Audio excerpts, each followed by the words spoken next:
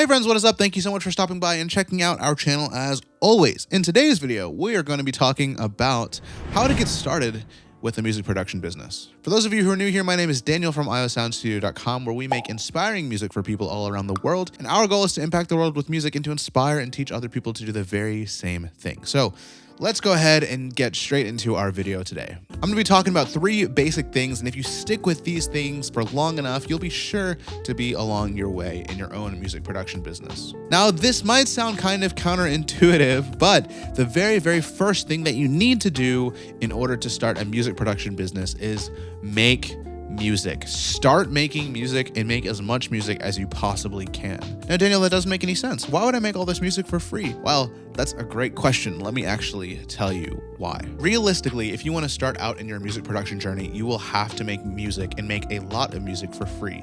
We're going to get to that in just a moment. But before we do, my encouragement is this. Don't focus firstly on buying gear. Focus firstly on investing in your skill set as an aspiring music producer. Ultimately, gear does not make you money, but the skills that you develop to use that gear effectively might. If you're just getting started, especially if you are on a budget, my biggest encouragement would be to go with something like BandLab or Ableton Live Lite or Pro Tools First, something that is free that will kind of get your feet wet in making music, something that you can just learn on, if you will. Now, realistically, it doesn't really matter what platform you start on. They all have a whole bunch of similarities that ultimately transfer over to the other platforms if you eventually want to migrate to another. The thing that really matters is that you just pick one and you get started now. And also, realistically, your music is going to suck for a long time. So it doesn't really matter what platform you get started with. You're going to have to get through the reps of making bad music before anything else happens in your music production journey. So very first thing, I would highly encourage you to very first just start building up your skill set when it comes to actually creating music.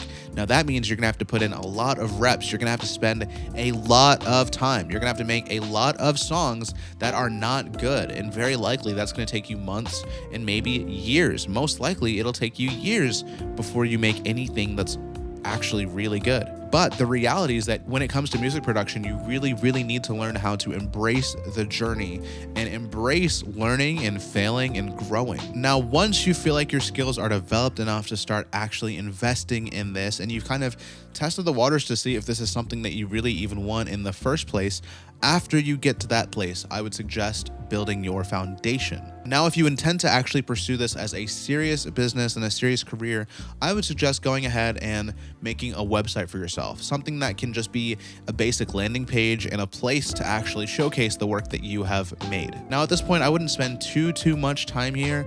Like, if your business name ultimately changes in the future, that's okay, and you can come back and, update your website and all that stuff. But for now, you just want to have a place where you can actually showcase everything that you've worked on, right? It's like having a billboard of sorts that people can come and see when you're looking for more prospective clients. Next, what I would do at this point is I would open a business account, something that is separate from your checking account, because you want to kind of create some space between your normal expenses and your normal income and your business-related expenses and business-related income. That will ultimately help you in the long run when it comes to bookkeeping, and it'll just kind of give you the mental space and focus to know that, okay, this is the money that I'm gonna specifically reinvest back into my business in the future. Once you have the business account set up, I would encourage finding a way to take payment. Now, you can use a whole bunch of different things. You can use Waves, you could use QuickBooks, you could use Squarespace. There are a bunch of different platforms that you can use to take payment, but I would suggest going and finding one that works for you. Go ahead and do your research and see what one meets your needs the best, and go ahead and make an account and set that up and get it connected to your business account. Now, I would recommend a business account because, again, that creates that space between your own personal income and expenses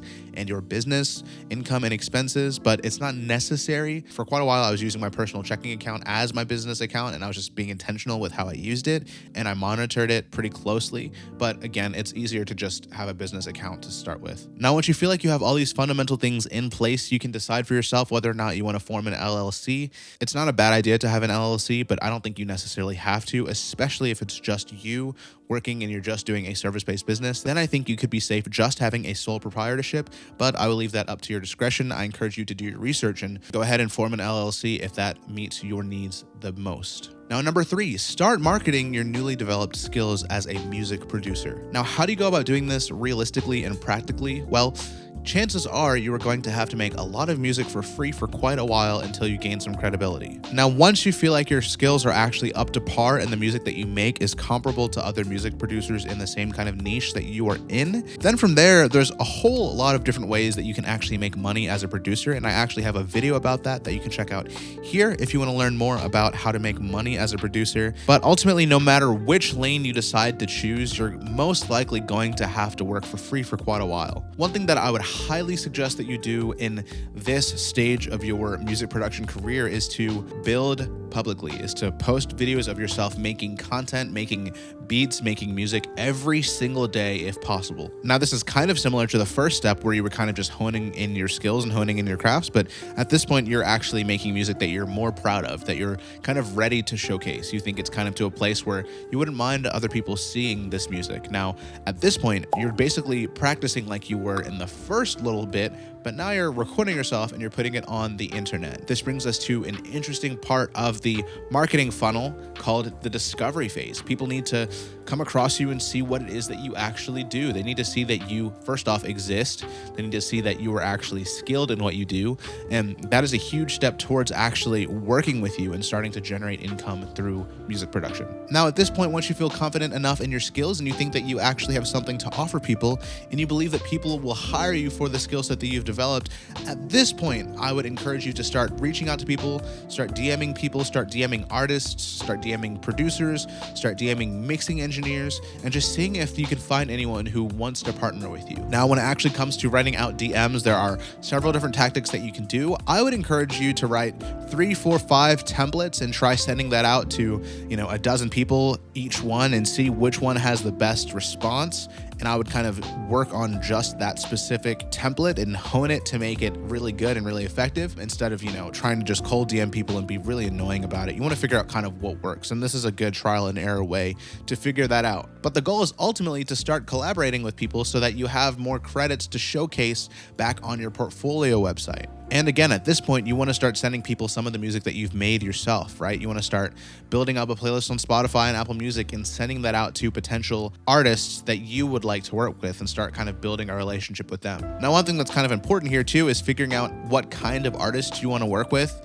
Do you want to work with independent artists? Do you want to work with people who are signed to labels? Do you want to work with country artists? Do you want to work with singer-songwriting artists? You have to kind of figure out what genre and what niche of artists you want to work with. And when you kind of figure out who those people are, then you have to be smart about what kinds of songs you send to what kind of artist. So for example, if you're trying to work with a country artist, you wouldn't send them a hip hop beat or track that you made a while ago, right? Because that's not going to resonate with them. What you might want to do is send a country artist a country track that you have dabbled with maybe 5-6 months ago and it's just on your hard drive. That would make more sense. That way you start building a connection, you start showing them what you are kind of capable of, and you move towards working with them, collaborating with them in the end. I would also just be smart about the way that you first set your prices when it comes to artists. Be honest with them, be real with them, and let them know hey, I am an aspiring producer. I've been doing this for 8 months. I've been doing this for a year, and I would love to see if we could work together, and I'm willing to do it for free. I think when it starts out and you're just trying to build up your portfolio more, you have to be willing to do something for free, right? That gives you invaluable experience that you would not get otherwise. Maybe instead of DMing an artist on Instagram and working for free for them, you could find a friend who wants to make a song and invite them over and just work together, collaborate together, and build them a track and record their vocals and, learn what it's like to actually produce alongside an artist. That's another way that you can do it. That's how I personally did it, and it taught me things that I would have never learned otherwise. I would also highly encourage that you connect with other producers as well and offer to work for free for them as well. You will gain so much information when it comes to how to be a good producer by working alongside other producers who have been doing it much longer. I myself have a couple of producer mentors who have taught me a lot of stuff that I just would not have known, even though I've been doing this for a while. There's always people who have been doing it for longer, and there's people who have been doing it at a higher level as well. There's so much to learn. So So man, just connect with as many people as you can and be humble enough to work for free. The music industry is a tough place and everyone seems like they're trying to just get something out of everyone else. So if you really are prioritizing building relationships and working for free and just giving value back to people, you will go very far and you'll go far faster than you think you will. And again, in this stage of your career, if you really want to make this into a long-term career, I would again recommend that instead of focusing on just making money at this stage, you really focus on building good, sustainable, deep relationships with other people in the music industry. It's really great to build the relationships at this stage that are going to last you for, 5, 10 years. And you'll give them work, they'll give you work, and you'll have this actual friendship that goes deeper than business in the long term. That's really what the music industry is all about, those real, genuine relationships. Now, again, back towards the marketing side of this stage of the production business, advertise as much as you can. Advertise. Whether that's through like an email marketing campaign and you have a bunch of different samples that you've developed over these last 8 months, 12 months of learning how to make music, right? And you have a collection of stuff that you actually like that you just want to give away to people. Again, giving back value to other producers or giving back value to other artists, do it through email campaigns, right? Send out a bunch of samples that you aren't going to use or, that you might use, but other people could benefit from. Go ahead and start DMing people. And again, post content about you making music, right? You are actually being a billboard for all of the stuff that you have to offer every single time you post a piece of content online. Make sure your Instagram looks good, looks professional. Make sure you're posting there regularly. Make sure you're figuring out kind of what works in your space and how to engage the audience that you're looking to work with. And you're figuring out how to actually work the algorithm. I encourage you at this time to kind of try things and fail and learn and adapt. If you look at the artist Aldre, he's a lo-fi producer and he's incredible at what he does. He stays in his lane of lo-fi production pretty much exclusively these days. But one thing that he did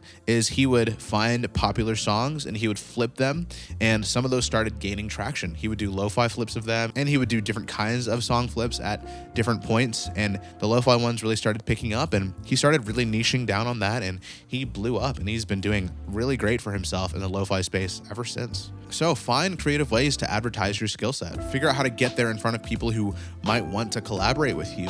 Look for artists who really want to work with a producer like you that makes the kind of music that you make. Figure out how that works and figure out how to build those relationships. Now, notice that in this whole thing, I did not talk much at all about gear. Now, at some point, gear becomes important, but that does not at all need to be the primary focus of building a music production business. I think every single one of us has a dream about what our future music production studio is going to look like. And yeah, gear is going to be a part of that eventually, but at the beginning, you don't need to be focusing on that at all. You need to get what is ultimately just essential, which is like a DAW, a microphone, maybe a pair of headphones, an interface. Obviously a laptop, but that's pretty much it. You don't need to be focusing on the best studio monitors. You don't need to be focusing on the nicest outboard gear, the nicest studio desk, the best guitars. All those things can come in time. What really matters firstly is just building up that skill set that is actually marketable and monetizable, and actually building up real, genuine relationships with people that you want to work with and who want to work with you as well. When I personally got started, I had like a $30 interface. I had maybe $60 pair of headphones, and I was producing out of my parents' house in my closet. And I started to develop the skills that I needed to, and I started to reach out to people, and I started to, sell tracks online. And I wasn't making a killing at that time, but the thing that mattered is that it was proof of concept, right? I figured out how to start selling some music to people online and how to start actually building those relationships. And I figured out how to give value back to them in exchange for the value that they were giving to me. And it just kind of started growing from there. Now, when it comes to gear, I had this one friend who had the prettiest pedal board that I have ever seen. It had a bunch of beautiful boutique pedals that were in mint condition, and it was like the guitarist's dream pedal board. It was beautiful. I was super envious of it, but come to find out, he didn't really know how to play guitar. Not very well, at least, or at least not as well as you would have thought. by seeing their pedal board. Now, what do you think happened in that case? Well, the pedal board went largely unused. And so if you're coming into the music production space and you're focusing just on getting the best gear, the nicest MIDI controllers, etc., but you have no idea how to even use them, you have no idea how to even develop the skills to market them, you're just gonna be spending money. You're gonna be wasting your time, you're gonna be wasting your money, and you might have a great looking music studio, you might have a whole bunch of nice gear, but like that is useless to you at this point. That gear is useless to you if you don't know what to do with it, if you don't know how to even sit down with the bare minimum and make a great beat that you could sell to somebody, or work with an artist to make this beautiful pop track, then it's like, what does it even matter? So again, I want to emphasize, when you are getting started in the music production business space, don't prioritize gear. Don't idolize gear. Focus on building your skills and then focus on building relationships. So that is all that I have for you guys today. Thank you so much for stopping by and checking out this video. But before you go, I just want to let you know that I am launching an artist development course. It's called the Artist Development Bootcamp, where my wife and I are working side by side with just a handful of artists. And we are firstly making a 4-song EP with each and every artist. And secondly, we're teaching them all the skills that they need to move towards their musical goals in actually learning how to market their music effectively in this super saturated world of independent music. So if that is something that you are interested in, you can check out my website, iosoundstudio.com, and learn a lot more about what this program looks like. And you can also sign up for a time slot for a 30-minute call with my wife and I, and we will walk you through the entire process, start to finish. It's going over the course of the 2024 year. Currently, I'm running a discount on it for 15% off. Now, if you're interested in that, you can go ahead and comment down below that you're interested. You could shoot me an email at iosoundstudio@gmail.com. You could DM me on Instagram at iosoundstudio, or of course you can book a time slot on my website, iosoundstudio.com. But either way, I will see you very shortly with another video. Thanks so much for stopping by, and I do hope that you got some value from this video. Go ahead and share it with a friend that you think could benefit from this, someone who's looking to get started in the music production space. And again, I'll see you very soon. Have a good one.